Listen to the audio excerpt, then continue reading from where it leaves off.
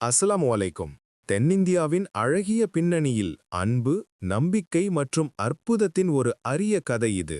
ரியா சமூக ஊடகங்களில் மிகவும் பிரபலமான ஒரு இளைஞி. அவள் ஒரு சமூக ஊடக செல்வாக்கு செலுத்துபவர் ஆவாள். அவளது சிரிப்பும் பேச்சும் வீடியோக்களும் ஆயிரக்கணக்கான மக்களுக்கு பிடித்தமானதாக இருந்தன. ஆனால் அவளுடைய வாழ்க்கைக்குள் ஒரு முஸ்லிம் இளைஞன் நுழைந்தபோது அந்த விருப்பம் காதலாக மாறியது. ஒருவரையொருவர் மனதார நேசித்தவர்கள் கடைசியில் திருமணம் செய்து கொண்டனர். திருமணத்திற்குப் பிறகு அவர்களின் வாழ்க்கை மகிழ்ச்சியாகவே முன்னோக்கிச் சென்றது. ரியா தனது சொந்த மத நம்பிக்கைகளை தொடர்ந்தாள். கணவன் தனது இஸ்லாமிய நம்பிக்கையில் உறுதியாக இருந்தார். இந்த காதல் உறவில் மத நம்பிக்கைகள் ஒரு தடையாக இருக்கவில்லை. ஒருவரையொருவர் மதித்து நல்லிணக்கத்துடன் அவர்கள் வாழ்ந்தார்கள். பல கனவுகளோடும் எதிர்பார்ப்புகளோடும் கூடிய ஒரு பயணமாக அது இருந்தது. ஆனால் அந்த மகிழ்ச்சிக்கு அதிக ஆயுசு இருக்கவில்லை. திடீரென்று ரியாவின் வாழ்க்கைக்குள் அந்த துயரச் செய்தி நுழைந்தது. இறுதிக்கட்ட புற்றுநோய். அந்த செய்தி அந்த குடும்பத்தையே நிலைகுலையச் செய்தது.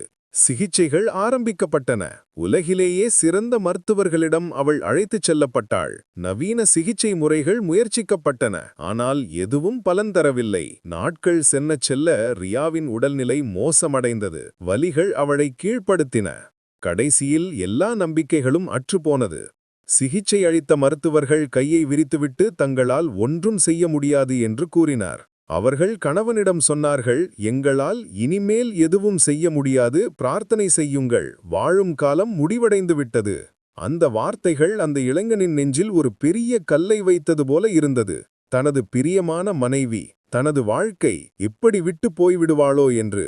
எல்லா வாசல்களும் அடைக்கப்பட்டபோது அவர் கடைசி நம்பிக்கையின் திரியை ஏற்றினார். ஒரு முஸ்லிமுக்கு ஆறுதல் அடைய ஒரே ஒரு இடமே உள்ளது, அது அல்லாஹ் சுப்ஹானஹு வ தஆலா. அவர் ரியாவின் அருகில் அமர்ந்து மிகவும் உணர்ச்சி வசப்பட்டு கூறினார், ரியா, உலகில் உள்ள மருத்துவர்கள் கைவிட்டாலும் நம்மை கைவிடாத ஒரு சக்தி உள்ளது, அது அல்லாஹு தான். அல்லாஹுவின் வீடாகிய காபாவில் சென்று மனதார பிரார்த்தித்தால் அவன் உனக்கு ஆறுதல் அளிப்பான், அவன் உனக்கு குணமளிப்பான். இந்த வார்த்தைகள் ரியாவின் மனதில் பெரிய சிந்தனைகளை ஏற்படுத்தின. மரணம் முன்னால் நிற்கும்போது அவள் அந்த வார்த்தைகளை நம்ப முடிவெடுத்தாள். வேறு எதுவும் விரும்ப முடியாத அந்த கணத்தில் அவள் அந்த இஸ்லாமிய பாதைக்குள் நுழைய முடிவெடுத்தாள். அன்றே ரியா கலிமாவை சொல்லி இஸ்லாமை ஏற்றுக்கொண்டாள். வாழ்க்கையின் மிக முக்கியமான தருணம் அது. இஸ்லாமை ஏற்ற பிறகு ரியா தனது பெயரை மாற்றினாள். ஹீனா என்று மாற்றினாள். எல்லா உத்தியோகபூர்வ ஆவணங்களிலும் அவளது கடவுச்சீட்டிலும் கூட அவள் முஸ்லிம் என்று பதிவு செய்தாள். இனி அதிக நேரமில்லை. அந்த இளைஞன் நேரத்தை வீணடிக்கவில்லை. மனைவியின் கடைசி ஆசை, தனது கடைசி நம்பிக்கை. அவர்கள் உடனடியாக உம்ரா செய்வதற்காக புனித பூமியான மக்காவிற்கு பயணமானார்கள். அந்த பயணம் எவ்வளவு நம்பிக்கைகள் நிறைந்ததாக இருந்தது. கடைசியில் அந்த புனித தளத்தில் அவர்கள் வந்து சேர்ந்தார்கள். காபாவின் முன் ஹீனா வந்தடைந்தபோது அவளது கண்கள் கலங்கின.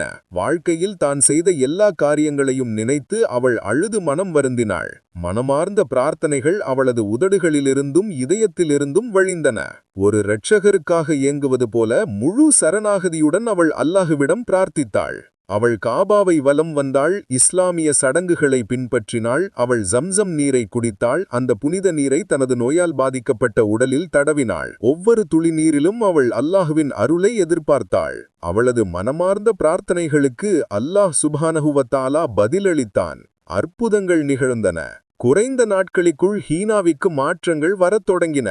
அவளது வலிகள் குறைந்தன, சோர்வு நீங்கியது, அவள் புத்துணர்ச்சி அடைந்தது போல உணர்ந்தாள். மக்காவிலிருந்து வீடு திரும்பிய பிறகு அவள் மீண்டும் மருத்துவர்களை சந்தித்தாள். முன்பு சிகிச்சை இல்லை, இனி வாய்ப்பே இல்லை என்று சொல்லி கைவிட்ட மருத்துவர்கள் ஹீனாவின் புதிய மருத்துவ அறிக்கைகளை பார்த்தபோது அதிர்ச்சி அடைந்தார்கள். அவர்களது கண்களால் நம்ப முடியவில்லை.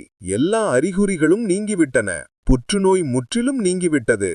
அல்லாஹ் சுப்ஹானஹு வ தஆலா தனது கருணையால் ஹீனாவை முழுமையாக குணப்படுத்தினான். இன்று ஹீனா, முன்பு ரியாவாக இருந்த அந்த இளைஞி, முழு ஆரோக்கியத்துடன் மகிழ்ச்சியாக வாழ்கிறாள். அவளது வாழ்க்கை அல்லாஹுவிலும் அவனது தூதரான முஹம்மது நபி ஸல்லல்லாஹு அலைஹி வஸல்லம் அவர்களின் சுன்னாவிலும் உறுதியான நம்பிக்கையுடனான பயணமாக இருக்கிறது. அல்லாஹ் ரலியல்லாஹு அன்ஹு அவளுக்கு மேலும் அருள் புரியட்டும். இந்த கதை நமக்கு கற்பிக்கும் செய்தி மிக தெளிவானது. உலகில் உள்ள மருத்துவர்களும் அறிவியலும் கைவிட்டாலும் அல்லாஹ் சுப்ஹானஹு வ தஆலா நம்மை என்றும் கைவிட மாட்டான். மனப்பூர்வமாக இஸ்லாமை ஏற்றுக்கொண்டு பரிசுத்தமான காபாவின் முன் சென்று பிரார்த்தித்தால் அற்புதங்கள் நிச்சயமாக நிகழும். ஏனெனில் அல்லாஹுவே அனைத்திற்கும் சக்தி உள்ளவன். இந்த கதை பல இஸ்லாமிய சேனல்களிலும் பரப்பப்படும் ஒரு தாவா கதையாகும். அல்லாஹுவின் மகத்துவத்தை புரிந்து கொள்ள இந்த கதை உதவியாக இருக்கும் என்று நம்புகிறேன். அஸ்ஸலாமு அலைக்கும் வரஹ்மத்துல்லாஹி வபரகாத்துஹு.